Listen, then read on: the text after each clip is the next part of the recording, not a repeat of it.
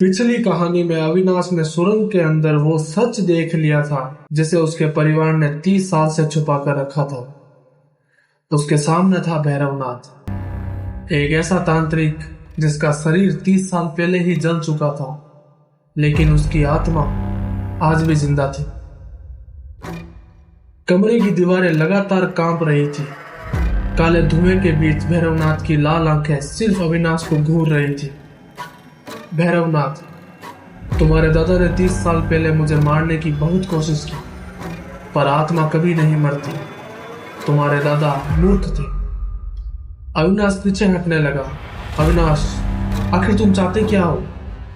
भैरवनाथ, मैंने कहा ना, मुझे तेरा शरीर नहीं चाहिए, मुझे बस तेरा फैसला चाहिए। तू इस ताबीज को तोड़ दे और मुझे आजाद कर दे, वरना तेरे गांव का एक एक इंसान मेरी कैद में होगा। अविनाश ने चारों तरफ देखा। मिट्टी की बनी सारी गुड़ियों की नजर सिर्फ अविनाश पर थी कि उसका फैसला क्या होगा। अविनाश, पर ये ताबीज मैं तुम्हें क्यों दूं? ये मुझे मेरे दादा ने दिया था। तुम्हारा इस ताबीज से कोई लेना देना नहीं है। अचानक पीछे से आवाज आई, तुलसी का, ये ताबीज इसे मत देना, वरना ये पूरे गांव को तबाह कर देगा। इसका अधूरा अनुष्ठान पूरा हो जाएगा ये ताबीज हासिल करने के बाद। इसे मत देना। अविनाश, क्या? पर कैसे? क्या है ताबीज में ऐसा? और ये दादाजी ने मुझे क्यों बांधा था? तुलसी काका, तुम सोचते हो कि ये एक साधारण काला ताबीज है जो तुम्हें नजर से बचाता है, पर ऐसा बिल्कुल नहीं है। इस ताबीज में भैरवनाथ की सारी शक्तियां कैद है, जिस वजह से वो तुम्हारा कुछ नहीं कर पाता। आज से 30 साल पहले तुम्हारे दादा ने एक तांत्रिक की सहायता से भैरवनाथ को खत्म किया था, पर उसकी आत्मा को खत्म नहीं कर पाए। उनको पता था कि भैरवनाथ को खत्म करना मुमकिन नहीं है, पर उसकी शक्तियों को बांधा जा सकता है। उस तांत्रिक ने भैरवनाथ की राख से सारी शक्तियां निकालकर इस ताबीज में बांध दी। पर क्या काका? उस तांत्रिक ने एक निर्दोष आत्मा का बलिदान मांगा। तुम्हारे दादा पर पूरा गांव निर्भर था, तो काका, दादा, मम्मी, पापा, उनके साथ क्या हुआ? क्यों मुझे इस गांव से दूर रहना पड़ा इतने सालों तक? तुलसी काका, हमने सोचा था सब सही हो गया, लेकिन कुछ हफ्तों बाद तुम्हारे पिताजी कुएं से पानी भरने गए। गांव वालों से खबर आई कि उनका पैर फिसल गया, वो कुएं में गिर गए और उनकी मौत हो गई। ये सदमा तुम्हारी मां सहन नहीं कर पाई। तब तुम्हारी उम्र सिर्फ 7 साल थी। वो सिर्फ एक कमरे में बैठी रहती थी, खाना पीना सब बंद कर दिया था उसने। फिर एक दिन तुम्हारी तबीयत खराब हुई तो मैं और तुम्हारे दादा तुझे अस्पताल लेके गए। जब वापस हवेली पहुंचे तो तुम्हारी मां ने आत्महत्या कर ली, हवेली से कूद कर। तो काका, दादाजी फिर? इतना सब होने के बाद मैं और तुम्हारे दादा उस तांत्रिक के पास गए।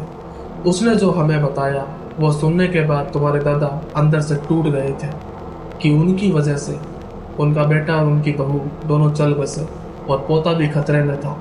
उस तांत्रिक ने वही ताबीज तुम्हारे दादा को दिया और कहा कि ये ताबीज अविनाश के गले में बांध दो, ये उसकी रक्षा करेगा।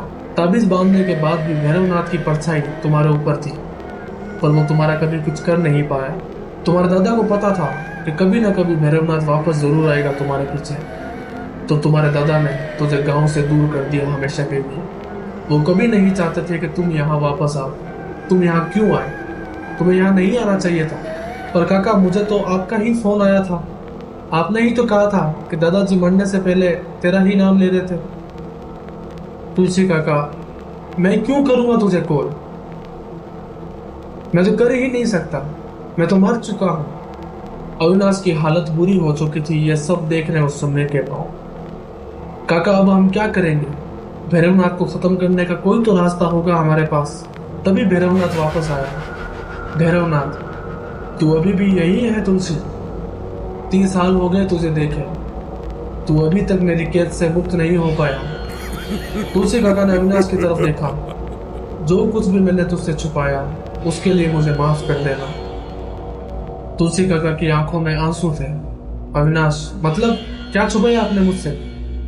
तुलसी काका, अगर ताबीज टूट गया तो भैरवनाथ आजाद हो जाएगा, उसे उसकी शक्तियां वापस मिल जाएगी।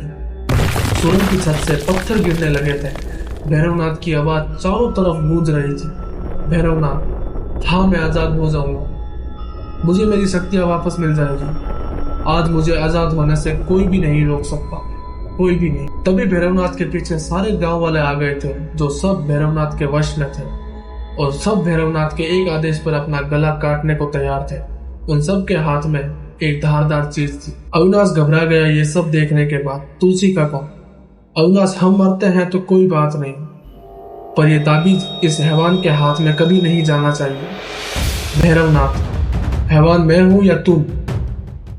तुमने मुझे जिंदा जलाया था, मैं चीख रहा था, अपनी जान की भीख मांग रहा था। तुम में से किसी ने मेरी एक नहीं सुनी। अचानक सुरंग के बाहर से किसी की मंत्र पढ़ने की आवाज आई। भैरवनाथ शांत हो गया वो आवाज सुनने के बाद। अविनाश को थोड़ा अजीब लगा। तुलसी काका ने अविनाश ने पीछे मुड़कर देखा तो वही तांत्रिक दिखा, धुएं से निकलता हुआ बाहर। एक अजीब आदमी, एक हाथ में मिट्टी का दिया, गले में रुद्राक्ष की माला और एक हाथ में छोटी सी घंटी। भैरवनाथ घबराने लगा था उसको देखने के बाद। अविनाश, आप कौन है? वो आदमी कुछ नहीं बोला, एकदम चुपचाप खड़ा था, बस भैरवनाथ की तरफ देखता रहा। तुलसी काका, ये वही तांत्रिक है जिन्होंने भैरवनाथ को खत्म किया था तुम्हारे दादा के साथ मिलकर। तांत्रिक भैरवनाथ, 30 साल से तेरा इंतजार खत्म नहीं हुआ। भैरवनाथ की आंखें गुस्से से लाल हो गई थी उस तांत्रिक को देखने के बाद। नाथ, तू अभी तक जिंदा है? तांत्रिक हल्का सा मुस्कुराए। तांत्रिक, जिंदा मैं नहीं, जिंदा तू है भैरवनाथ, पर आज नहीं, आज मैं तुझे जड़ से समाप्त कर दूंगा। भैरवनाथ का गुस्सा 7वें आसमान पर था। वो जोर से चिल्लाया, आज ये सब नामुमकिन है तेरे लिए तांत्रिक। तांत्रिक ने एक मंत्र बोला और भैरवनाथ फिर गायब हो गया। अविनाश, तांत्रिक बाबा, ये सब कैसे खत्म होगा? 30 साल पहले तुम्हारे दादा ने और मैंने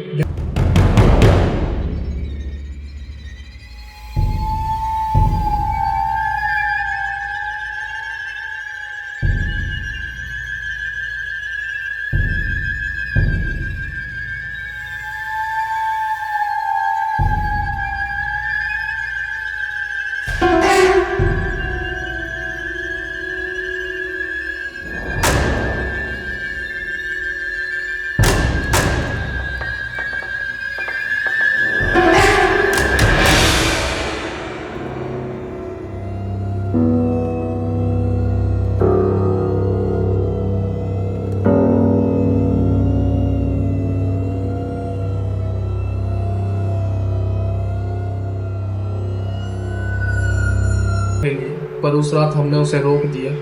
पर अब नहीं, अब खत्म होगा भैरवनाथ। तांत्रिक ने जमीन पर एक सुरक्षा कवच बनाया। तांत्रिक, कुछ भी हो जाए, कुछ भी दिखाई दे, इस गहरे से बाहर कदम मत रखना। भैरवनाथ की आवाज का भरोसा मत करना। अविनाश ने सर हिलाया। ठीक है, वो ताबीज मुझे दो। तांत्रिक ने ताबीज पत्थर पर रखा। कमरे की सारी मशालें एक साथ बुझ गई। चारों तरफ घनघोर अंधेरा था। तांत्रिक ने हवन जलाकर मंत्र पढ़ने शुरू किए। अंधेरे में अविनाश को अपनी माँ की आवाज सुनाई। अविनाश, ओ बेटा अविनाश, इधर आ। अविनाश की आंखों में आंसू आ गए थे अपनी माँ की आवाज सुनकर। वो एक कदम आगे बढ़ा, तभी तांत्रिक ने आवाज दी, बाहर मत जाना अविनाश, वो तुम्हारी माँ नहीं है। लेकिन अविनाश समझ गया था ये भैरवनाथ का एक छलावा है। फिर आवाज आई, अविनाश, मैं तुम्हारी माँ हूँ बेटा, बाहर आओ। अविनाश, मेरी माँ कभी मुझे इस जगह नहीं बुलाएगी। भैरवनाथ जोर से चीखा। अचानक भैरवनाथ ने तांत्रिक पर हमला कर दिया। बड़े बड़े पत्थर फेंके और तांत्रिक घायल होकर बेहोश हो गए। ताबीज हवा में उड़ गया था। तुलसी काका, अविनाश ताबीज को पकड़। अविनाश उसे पकड़ने के लिए आगे बढ़ा, तभी उसके सामने खड़ा था भैरवनाथ। भैरवनाथ, अगर ये ताबीज आज मुझे ना भी मिला तो भी तेरा मरना तो तय है, क्योंकि तू अपने परिवार का आखिरी कर्जदार है और मुझे मुक्ति तेरे मरने से ही मिलेगी।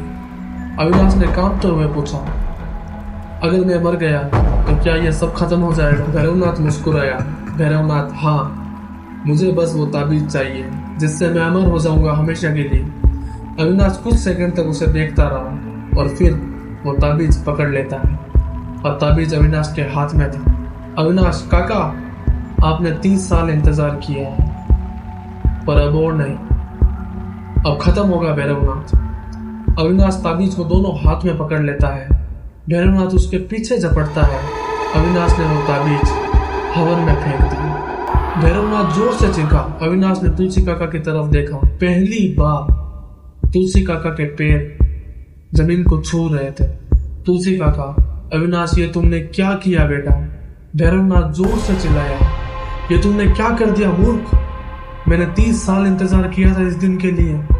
अविनाश, मैं तुझे रोक नहीं सकता, पर तेरी शक्तियों को तुझे लेने भी नहीं दूंगा। भैरवनाथ हंसने लगे। अब तू भी जिंदा नहीं बचेगा। भैरवनाथ की आत्मा धीरे धीरे धुआं में जाने लगी। वो चीखता रहा और इधर अविनाश का शरीर धीरे धीरे पिघलने लगा। अचानक पूरा कमरा अंधेरे में डूब गया।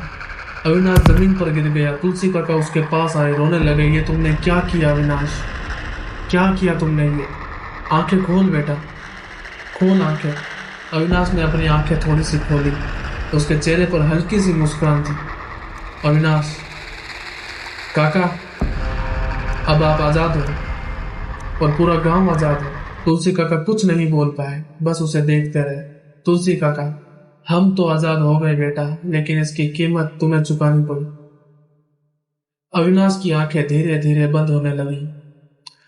कमरे के बीचों बीच काला धुआं उठने लगा। भैरवनाथ आखिरी बार दिखाई दिया, लेकिन इस बार उसके पीछे सैकड़ों परछाइयां खड़ी थी। वो परछाइयां गांव वालों की थी जो भैरवनाथ की कैद में थी। भैरवनाथ पीछे हटने लगा। तुलसी काका आगे बढ़ने लगे। तुलसी काका, आज तेरे साथ वापस कोई नहीं जाएगा भैरवनाथ, सब आजाद हो गए हैं। भैरवनाथ, मैं वापस। और उसकी आवाज धीरे धीरे बहुत दूर जाने लगी। तुलसी काका, सब खत्म हो गया अविनाश। सुबह की पहली रोशनी हवेली की टूटी खिड़की से अंदर आई। पहली बार हवेली के अंदर सन्नाटा और डर जैसा कुछ भी नहीं था। तुलसी काका आंगन के बीचों बीच खड़े थे। उनका चेहरा शांत था। उन्होंने अविनाश की तरफ देखा तो बिल्कुल अपने दादा जैसा निकला, बल्कि उनसे भी एक कदम आगे बढ़ गए। उनकी आंखों में आंसू थे। तुलसी काका को अविनाश की आत्मा दूर खड़ी दिखाई दे रही थी। अविनाश, काका, अब आप घर चले जाओ। तुलसी काका पहली बार मुस्कुराए थे अविनाश की ये बात सुनकर। तुलसी काका, हाँ अविनाश, मुझे कोई घर बुला रहा है, मुझे जाना होगा। धीरे धीरे उनके शरीर से एक रोशनी आने लगी और तुलसी काका अपने घर चले गए। हवेली के पुराने दरवाजे अपने आप खुल गए जो सालों से बंद थे। उस दिन के बाद हवेली हमेशा के लिए बंद कर दी गई। लोग कहते हैं उसके बाद वहां कभी किसी ने कोई चीख नहीं सुनी, ना कोई पायल सुनी और ना ही किसी की कोई आवाज। लेकिन बुजुर्गों का कहना है आज भी अमावस की रात अगर कोई हवेली के बाहर खड़ा होकर ध्यान से सुने तो एक आवाज सुनाई देती है, अविनाश की आवाज। अब डरने की कोई जरूरत नहीं है किसी को। अविनाश और तुलसी काका को आखिरकार वो आजादी मिल ही गई जिसका वो बेसब्री से इंतजार कर रहे थे। वीडियो अगर पसंद आई हो तो वीडियो को लाइक करें, चैनल को सब्सक्राइब करें। मिलते हैं दूसरी वीडियो में, तब तक के लिए टेक केयर, बाय बाय।